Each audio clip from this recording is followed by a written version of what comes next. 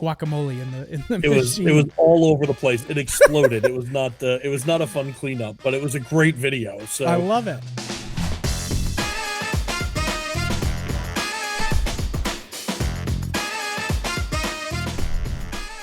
Hi, I'm Russ, and this is the Memory Makers Podcast, the show that helps you create amazing customer experiences and make more memories. It's the Memory Makers Podcast. So Mike, full disclosure for the jingle, happened to have some Britney Spears playing before we started recording today. And so now that song, Hit Me Baby One More Time, is going to be stuck in my head for the next month. And I didn't realize that I needed some Britney back in my life. So shout out to Mikey Mike. So thank you all for joining us. I'm super excited to jump in. We're joined today by Mr. Clint Novak. How are you, good sir? I'm doing well. And yourself? I'm better than I deserve and having a blast while doing it. So for those of you who don't know Clint, one, we need you to make sure that you bookmark him because he is a wealth of knowledge.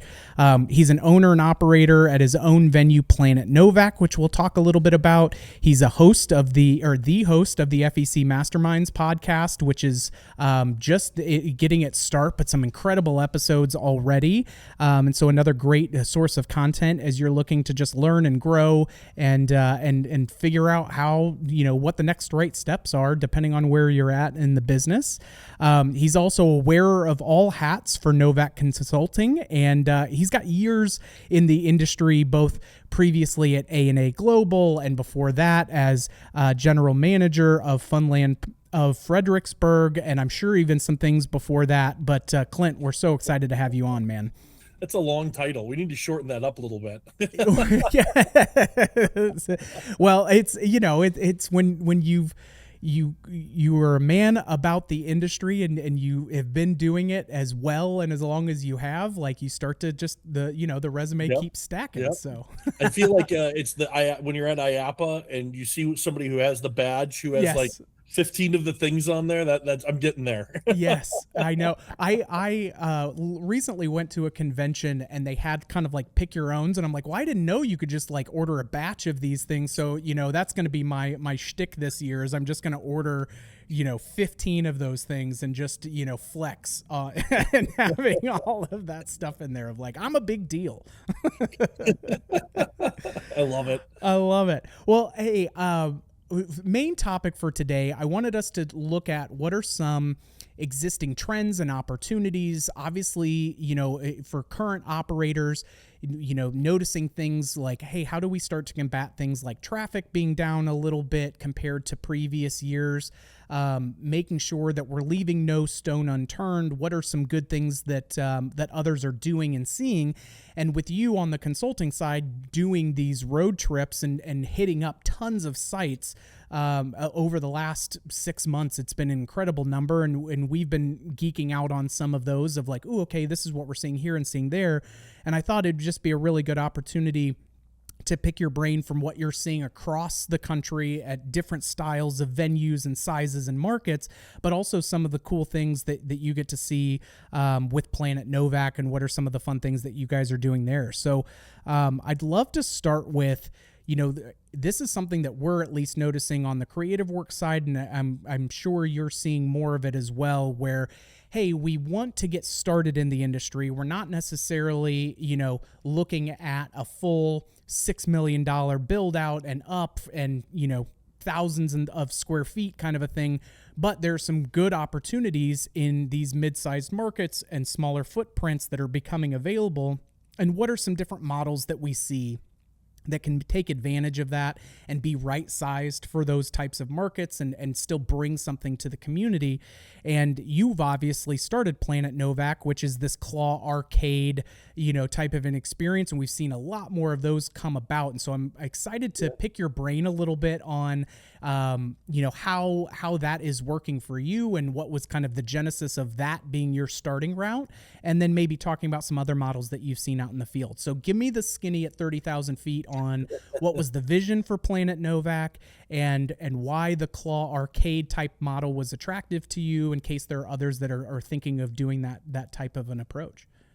So yeah, I mean, it all started like when I was with A&A. I was still doing this Novak road show and Mm-hmm. visiting all these locations. And about 2 years ago, claw arcades just started popping up all over the place in the United States.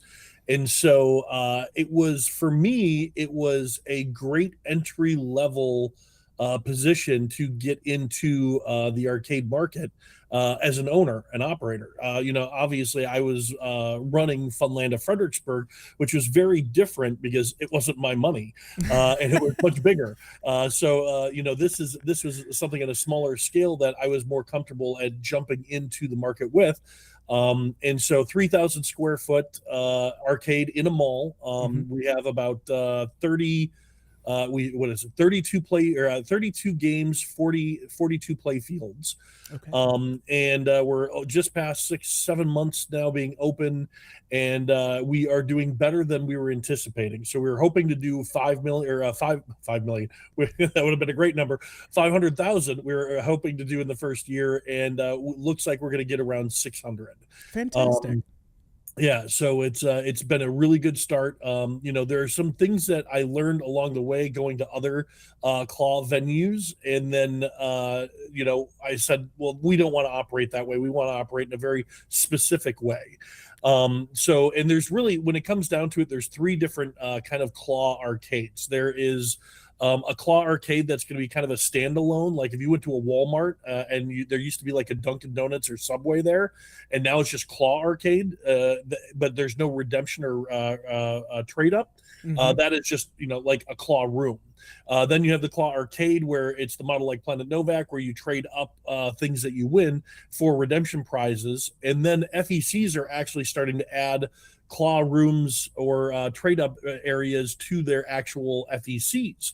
So Mm-hmm. Austin's is one. In the game has added a couple of them. Rainforest Mini Golf down in Pensacola, Florida, or down in that Yeah, area. Russ They Brown added, spot. Yeah, yeah, yeah. exactly. And so people are looking to see, well, how can we add this to a regular arcade?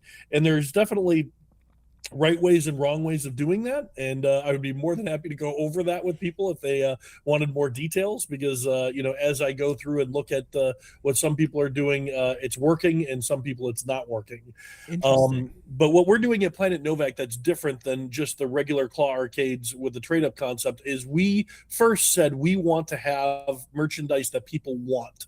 The traditional claw arcade is you put I'm going to say cheap crap in the claws, and then they win it and they don't keep it and they trade it up for good stuff.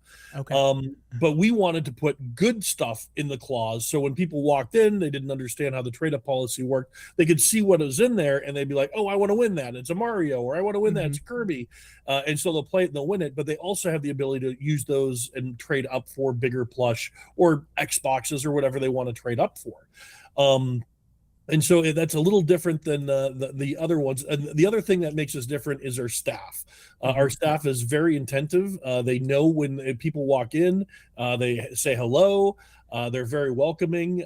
They play with the kids and adults. They want to make sure everybody's a winner. So, right away, if they see frustration on somebody's face, if they've tapped a few times and they haven't won anything, they're going to go over and they're going to make sure that they win something.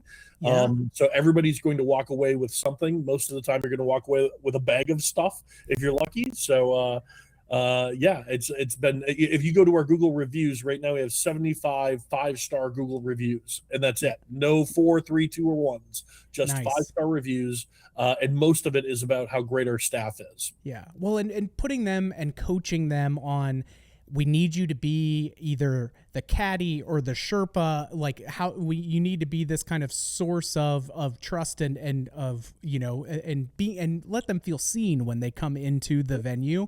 I would definitely be flagging their attention early. I love claw machines. I don't know if I think my win ratio, and I'm a prime, like when people are like, well, it's skill based or if it's chance and everything else, I'm like, I've played at places that are, are all designed to make you a winner, and I still don't necessarily win on that. So I know it's pilot error.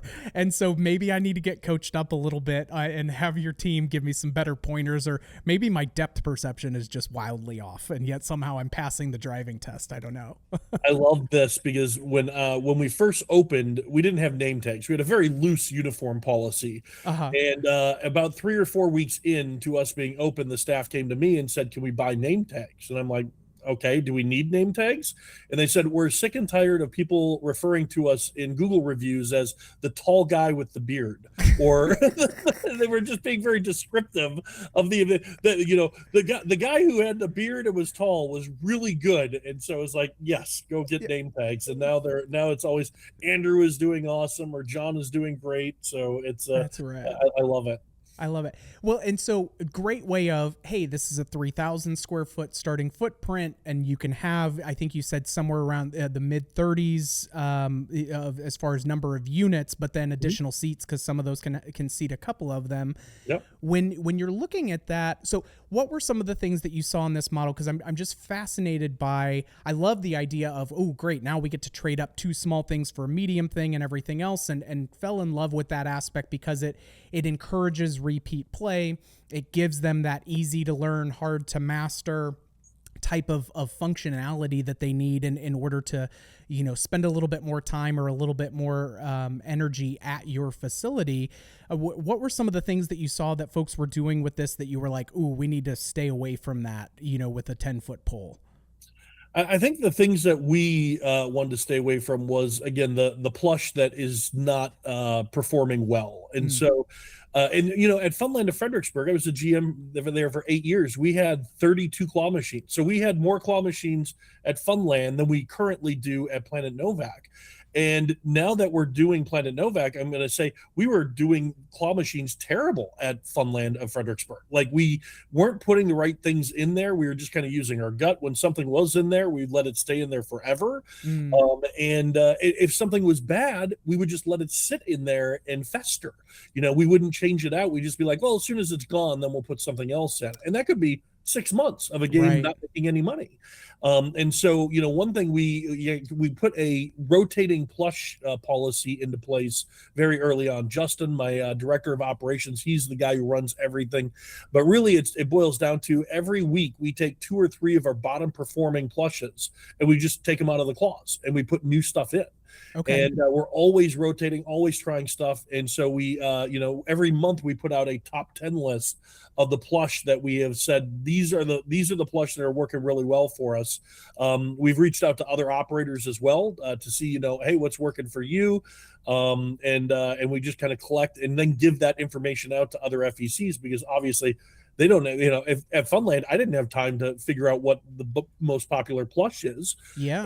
And sometimes it's hard to gauge. Like, if you call a place like A&A or Rhode Island, you say, oh, what's your most popular plush? They're going to be like, well, that's the stuff we're out of. So, it's like, so how do you navigate that? And so we're kind of giving people a roadmap as to what they can do to put the best plush in there. And so it's working out well. So, and this isn't inherently a new idea, but it's, I think, an underutilized one with a lot of merchandisers, of similar to how, call it 10 years ago when people weren't really doing a ton of premium items in the redemption counter, where it's like, okay, yeah, we've got an Xbox, but like some of these folks were doing like, hey, we're going to do a giant paddle board and we're going to do an air fryer. Like, it starts to almost look a little bit more like, not Pier 1, a sharper image than it was a traditional redemption store.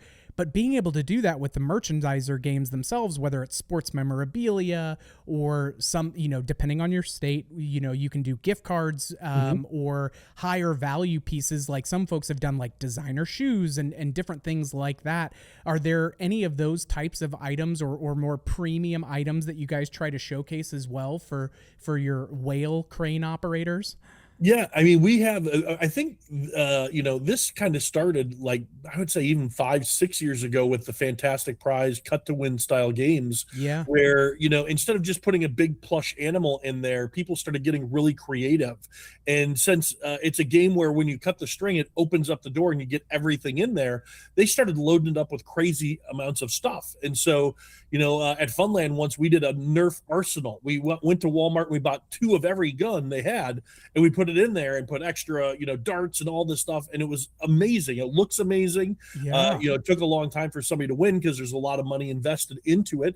Others have taken game systems, which are always popular, and then just jacking it up by putting controllers in there, by putting all the things that maybe you wouldn't necessarily buy with an Xbox or a PlayStation, just because of the cost of it. But it would be fun to have all those extra features. So Yeah. game cards, extra controllers, headsets, keyboard, all the stuff. You just put everything in there and let somebody win, the dream prize of a full setup already ready to go. Yeah, I feel like you need to have a GoPro just on that doing a time lapse video so that way when the person does win, you've got that footage that you can put on social media as well because that's such a cool opportunity to share a big win like that and the surprise and delight that folks get when they come away with those big things. I love the Nerf arsenal idea. Yeah. That's really, super cool. So what are some of the bigger challenges that you see with that type of a model? I mean, it's designed to where you guys can run a little bit more agile and mobile and not have as much overhead that's built in there, but is hey, it's got a little bit more maintenance on the games and just making sure that you're keeping things, either calibrated or double checked. Like, are there theft concerns? What are some of those kind of everyday operational pieces that you have to be mindful of in the store? I think the hardest hurdle was the plush, Mm-hmm. figuring out the popularity, figuring out a rotation for it, all that stuff. The games we've had very little issues with, Great. and we have the store itself, very little issues, and it's a small investment, considering the big FECs that you can get into. Our investment into a 3,000 square foot facility is $300,000. So that Mm-hmm. it was about 320. Once we did build out, got all the games in there, did everything we needed to do. Looking at possibly getting up to that 600,000 mark in the first year. But the other hurdles are 30% or maybe even a little higher, like 33% of your overall sales go straight back to buying more plush. Right. And you're also sitting on a huge inventory of plush every week. You're talking $20,000 to $30,000 worth Mm-hmm. of plush sitting in the back room, and we go through a lot of it. We're ordering, $5,000 worth of plush a week, uh, Right. but it's because the big plush that you get, you're buying multiple boxes of plush, so you can get 2 or 3 weeks out of it. So it's always a juggling act of you're going to always have that money invested into the inventory, Yeah. and it's a big cut of your sales are going to your cost of goods. Yeah. So Are you guys barcoding and kind of tracking inventory and doing regular checks and counts and all of the fun minutia that comes along with that? I wish. it's it's so tough to do that, and I know that there is a system out there that we should be using. We just haven't really found the best way to do that yet. Mm, And so and we've tried doing like Excel spreadsheets and things like that, but it's just we have so much product going in and out so yeah. quickly that it's hard to track and keep it keep that inventory going. Okay. Well, we'll add that to the to-do list for you. Yeah, exactly. Among Yeah, somebody again, out wearer there of is all the listening to hats. this. Somebody out there is listening to this going, "We found a way to do it," and they're going to get in touch with me. I love it. Yes, if you do have a good life hack for that inventory management in a Claw arcade setup, hit us up because that will definitely be a good impact piece. Um, shifting gears a little bit. So some of these other smaller model operational model parks. So even like our partners over at Motion have started coming out with this concept where it's, hey, you can do an active play center that takes up that 2,000 or 3,000 type square feet, and you can do a handful of things looking for those high traffic areas at a mall where you can get folks in, but then you can still market and do parties and things. Like, I think that we're just based on what we've seen with, more and more folks looking for some of these smaller footprint opportunities. And to your point, a great way to, hey, let's get our feet wet. Let's understand, if we've not had a ton of experience of running our own business, what are some ways that we can make this a little bit more bite-sized and use that to start then banking what the future iteration or expanded type project would be. But I think that there's a ton of good stuff that can really come from all of that. And again, kind of challenges you've got to have 20,000 square feet and you've got to have 2.5 million as a starting point. Like, it's just not quite that. And some of those models are sometimes getting a little tricky just because the landlords are out to lunch in some markets as far as what they want for that and everything else. No offense to any landlords listening. I'm sure you're doing right by your tenants, but man, it can seem a little tough to find because like the Circuit Cities or the Best Buys that have, left those big box stores, like those have gotten eaten up. And so now, hey, if there are a couple of good opportunities for these smaller footprints in our market, or we can be in a mall and then it's easier to get some expanded tenant type opportunities, like it's a really great way to scale up that type of a model. So certainly something worth checking out for those that, aren't quite sure what's going to be the right operational fit for them. Switching gears a little bit into your work on the Novak consulting side and just doing these road shows, getting out there and talking with folks. Like, you have this really great approach where it's, hey, I just want to come in, see what's working for you, see what's not working for you. If there's somebody that I've got in the Rolodex, great, I'll get you in touch with them. But it's not something that's a high pressure kind of a thing, because then it allows you to kind of really talk with some of their staff, whether it's game techs and everything else, not necessarily an owner, because they'll have their perspective on why things are the way that they are, but really getting a well-rounded approach with some of that. What are some of the, bigger challenges that you're seeing right now for operators when you're doing these types of site visits, and what are some ways that you're starting to see those be combated? Yeah, I mean, really, it's there's a lot of different things. I've been to 300 locations in the last 3 years, and recently, we're starting to see, kind of that tick down over the last 4 or 5 months. Mm-hmm. Traffic is the walk-in traffic is down in a majority of places. Birthday parties and group sales are just kind of flat. They're not Mm-hmm. really growing, but they're not really shrinking either. Which tells us the economy is not doing great. The economy is something that's kind of worrying us right now.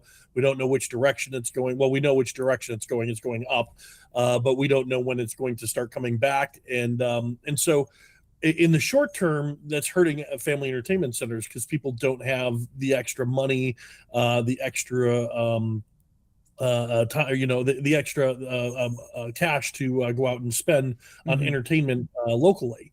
But you're going to start seeing a lot of, Disney trips and big family vacations, the things that take a year or two to plan. We're going to start seeing those dissipate a little bit, and they're going to start going to staycations, Mm-hmm. and something that they can do locally instead of spending a lot of money to do. And those will benefit family entertainment centers, and so we'll just have to kind of keep seeing where the economy is going, and how that's going to keep affecting not only family entertainment centers but the people who visit them, Yeah. and see what their pocketbooks are looking like. So um, that's the hardest part, is the uncertainty of that. A Mm-hmm. lot of another thing a lot of people struggle with is marketing. I get asked all the time, well, what should we do for marketing? What's the right thing? How much should we spend?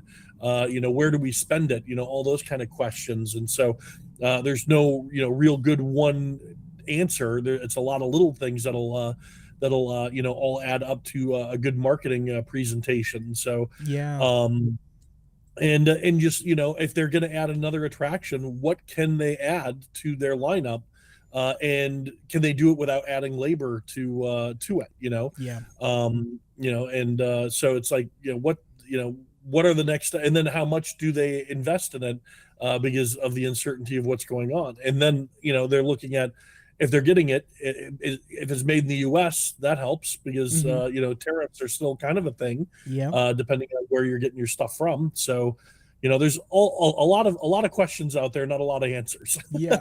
Well, even when I have conversations with folks about that, and they're like, well, we feel like, we don't want to just sit and do nothing. Like, we want to have something that's going to spur some new traffic and everything that goes with it. And I think it ties in to all three of those pieces of, okay, great. What's something that's going to help drive a little bit more traffic that we can market Mhm. and get kind of out there that's going to generate excitement. But to your point, also not add, a ton of labor to the overall model, because we still want to manage those pieces of overhead. And in those conversations, when I'm chatting with folks, it's like, okay, well, what areas or demographics are you doing really well with? Where are some demographics or age ranges or ideal customers that you're not reaching? Does it make sense? And sometimes it requires a bigger lift to start attracting those folks in and doing that. But really being intentional of, okay, if we are going to get more traffic and we had to prioritize them, like, who would we want more of? And it may be more of the same that we already have, because we can really, that's our bread and butter, and we can knock that out. And we just want something to really encourage those regulars and semi-regular visitors to come back. Or do we need to go in a different direction where, gosh, I need something that's very distinct and unique, and so we need to be able to have that be a bigger splash, and things that go along with it. But so all three of those can be so interconnected. But in my head, it's like, start with, who would you like to have more of specifically? Like, what is that age range? What is that demographic? What is that spending capacity that they would have? Do you already have some folks like that? Great. What are they really doing in the center already? And how do we encourage and create opportunities for them to do more of it? And then we can double down and start telling those stories of, folks being able to do it.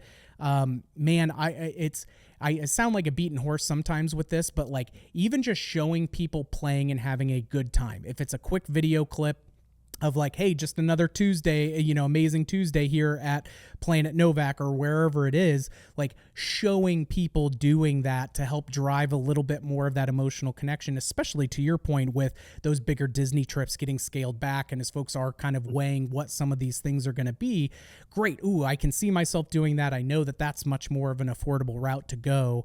And still looking to use your winners and your guests as that opportunity of creating a snowball effect, which I think makes a big difference. And to your point on the marketing side as well, it's like, okay, are we doing, targeted ads online? Are we doing geo targeting? Are we doing, what list do we have in our CRM that we're trying to market to? Is it time for us to get the guy that says buy gold here or whatever with the spinning sandwich sign? Like, it may be a combination of things that you use to help really drive that. But again, one of those nice things in those smaller footprint type models where, hey, if we're going to be at a mall and that's going to be a more of an entertainment co-op these days than it is as much, a little less retail than what it was 5 or 6 years ago. How do we then collaborate and partner with other groups that are around us and try to just think things through a little bit of a different lens than, okay, I'm going to do my, and you should be going and doing your like Rotary Club and Chamber of Commerce and PTA associations and all of that good stuff. But man, it's really trying to think of, what is a combination of a number of small things that when we get them compounding together, they really start to ratchet up. Okay, you touched on a lot of different things there, that I have opinions on, so I'm gonna start rattling some stuff off here. Do So, it. going to social media, it is really important that you don't just promote your business on social media. So if you go through your Facebook page and let's say you have 10,000 followers, and every post is happy Father's Day, fathers play mini golf for free today, and then you go to the next one, oh, rainy Saturday, come to Joe's place, and then the next one is just like, oh, Friday's double point Tuesday or double point Friday, make sure you come out. and all you're seeing, like if you look at the interactions and it's zero, nobody's liking it, nobody's looking at it, nobody's sharing it, you're not getting in touch with anybody. Yeah. We only have 2,000 followers on our Facebook page so far.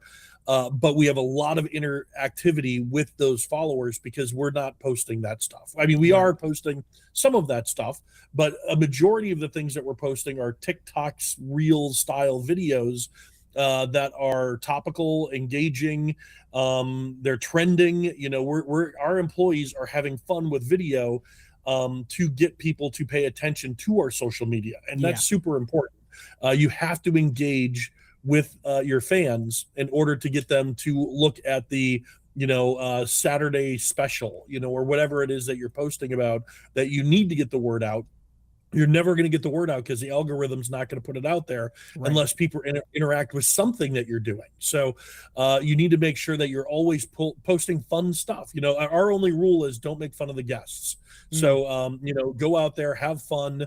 We hide play cards around the mall, and we video where we're hiding them so people can go find them. We do all these different sketches. One time we put real tacos in a claw and won them and ate them. And so just whatever we can do that's creative, that people will be like, oh, I got to watch that. And who are these guys? I want our staff to be the stars of our social media. I want people to come because Andrew was in a post or James was in a post. So that's super important. Doesn't that help, like, just them feel like, oh, this isn't just some business? Like, when it's hey, it's Taco Tuesday, $20 gift card when you buy whatever. It's like, that's an ad versus using your social media post to be an extension of like what is the culture and the vibe and the persona of your team. And 100%. Creating that identification, because they need to see your venue as an extension or of themselves or as a person that they want to be able to hang out with, and that comes through the staff like you were talking about. I love those ideas. I love eating the taco. I'm sure there was some just okay, let's do some quick wipe down real quick so that way we don't have guacamole in the machine. It was all over the place. It exploded. It was not a fun cleanup, but it was a great video. So I love it. Another video, it was hilarious. So I co-own Planet Novak with my best friend Nate, and me and Nate and our families all went on a cruise together. And before going on the cruise, we stopped at a FEC in Fort Lauderdale, and we were he was roller skating with his kids. I just happened to be videotaping, and he took a really big wipeout. Like, he fell hard. And it was one of those things where you're like, ooh, is he okay? Like, you didn't even want to laugh until you found out he was okay, kind of thing. Once we found out he was okay, I sent the video to our staff, like, haha, look at Nate wiping out. And 15 minutes later, there was a post on our social media that used that. And like, it's him falling, but before he actually hits the ground, it cuts to them falling onto a couch going, hey guys, welcome to Planet Novak. And right it was on. Like, nobody knows that that's the co-owner of Planet Novak. Nobody like watching it. They just think it's a guy roller skating and he fell. And before he fell, we cut and promoted something. And it's just, again, just brilliant, fun marketing that they're doing to just have fun and tease Nate, evidently. But yeah. One of the other things you touched on, community. Super important to be a part of your community. We only have 5 staff members. We have a director of operations and then 4 people who work hourly under him. One of them, their whole goal is to go out into the community and do events. So we have a tent, we have a table, we have the plush that's not successful that we just box up. We bring that out to events and just give it out to people. We have a whole bunch of other things, little games that we can play and stuff. But we're out 3 times a week in our community doing something, whether it's handing out candy at a trick or treat event, trunk or treat. We have a once a week Parks and Rec thing that we go to. We're always trying to get out there. Homeschool events are happening all the time. So we just want to be out and about in our community, giving out free play cards, telling people where we are. And that goes a long ways. Being a part of the community means a lot to the people that you're supporting. Big time. Well, and it just shows that you have skin in the game and you're trying to be a positive part of literally that community, and weaving yourself into the fabric of that, and all of it. So I absolutely love that. I love that. I'm like loving the taking Nate's video of the fall and doing that. Like just such you, because you can see them having a good time doing that, and they're going to pour into it. And I'm sure that there's some like competition, and that they're watching like, oh, hey, this post that I did that did this, like got this many views. So do you guys have like an in-house competition of whoever comes up with the post that gets that, is the leader for the week? Like you're getting a gift certificate to one of the neighboring businesses or something like that. It hasn't gotten to that point yet. We've had contests with other things, but not social media. And I think it's because we all contribute so much, like, because every post, most of the time, there's more than one of us doing it, and somebody filming it, and it's like, so it's, and it often stems from, a lot of creative ideas. And so it's always hard to pinpoint, what is going to, who gets the director's credit on that one? Yeah, exactly. Who gets the credit? I was at a kids expo for Planet Novak, me, Nate, and Justin. So the three people in charge are at a kids expo, and we're doing that. And I get a video from a parent of my staff playing jump rope with a vacuum cleaner cord. So they're at Planet Novak. They're filming the staff jump roping with a vacuum cord, and we made that into a Facebook post. I took that and I said, we're all here. Wonder what's going on back at the store, and then it just goes to them jump roping with a vacuum cord, and and again, I think that's fun because it's like the person who sent it obviously thought it was funny, and that's the reason why they're sending it over, is because they're like, look at what these guys are doing,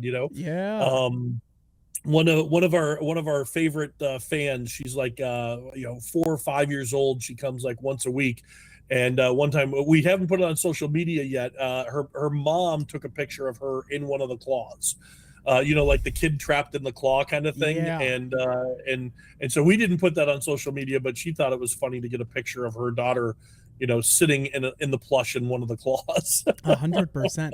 Well, and I just love that. So, okay, other homework assignment for the listeners and viewers is like, you clearly need to be following Planet Novak on social media, so that way you can get some good inspiration and examples of like how to teach your team to fish rather than giving them a fish when it comes to the social media content and creation. Please steal whatever we've done, because we've stole it from somebody else. So I mean, we the taco claw, we'll take credit for that, but anything after that is, we probably just stole it from somebody else. So I love it. Just all you have to do is, if you scroll TikTok, which I mean I do, I do it, before I go to bed, I'm scrolling TikTok. If there's something that's good, just throw it into the employee chat and be like, hey, this is something we can do, this would be fun.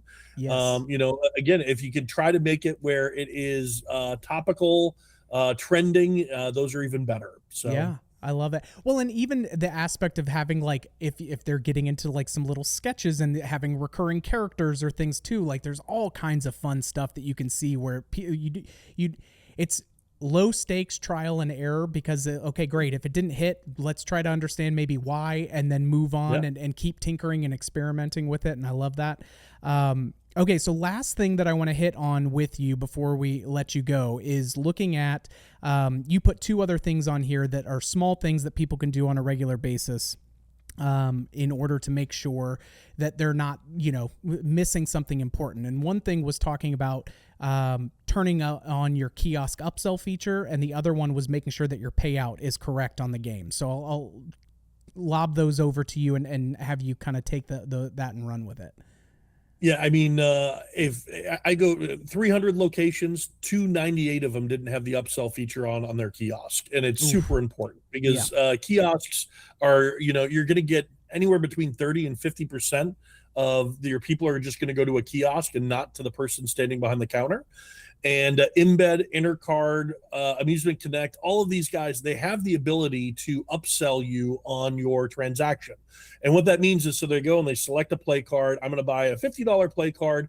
And when they hit that $50 button, there's going to be another question that just pops up and say, for $5 more, we'll give you this many credits. Mm-hmm. And people just say 80% of the time, they're just going to say, yep, I'll do it. And so now you just sold $5 extra, you know, 10% more on a single transaction right there. Yeah. Sure. At Funland of Fredericksburg, when we turned that on our in-bed system, we made an extra $100,000 in that year. Wow. So just, put that into perspective, as an extra $100,000 in our pocket that we made just because of that transactional upcharge. And so you're not going to lose anything by turning it on. People aren't going to get to that, and it's going to, for $5 more, they go, well, you know what? I don't even want to buy this anymore. And they're not going to turn around and walk away. So, it's like, you're not going to lose anything. You can only gain. And, employees never do the upsell. Like, if you ask, your 16-year-old at guest services to do this, they're probably going to do it like 10% of the time, because they don't like rejection. Mm-hmm. But the kiosk doesn't care. It doesn't have feelings. And so it's going to ask every time. And so that's one of the easiest money-making things you can turn on at your business, is just making sure your upsell feature is turned on with your card system. Secondly is making sure that payout is adjusted correctly. Most of the time, depending on what games you have, whatever you're trying to do with redemption, you should be in that 25-30% payout range for your whole arcade. The claw machines, merchandisers, you're going to want those in the 25-30% range as well. And so it's just making sure that those are programmed correctly and paying out correctly, because you could be paying out way more than you think you're paying out. So you have to always be checking on that, be checking. To make sure that payouts are correct. That's one thing where, if people are having issues with their gameplay reports, I do the 2-hour consultant thing when I go to a facility, and 5%, 10% of the time they'll send me their gameplay report before I even get there, so I can look at what they're doing and make a decision. Some of their games are probably paying out 40%. It's like, that, you can't have that. We got to dial that back a little bit, and those are easy things to do that will help your business save money.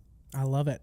Well, before I let you go, one final question that I always love to check with folks is there a favorite, book or quote or podcast besides your own, that you have been doing, and this one, but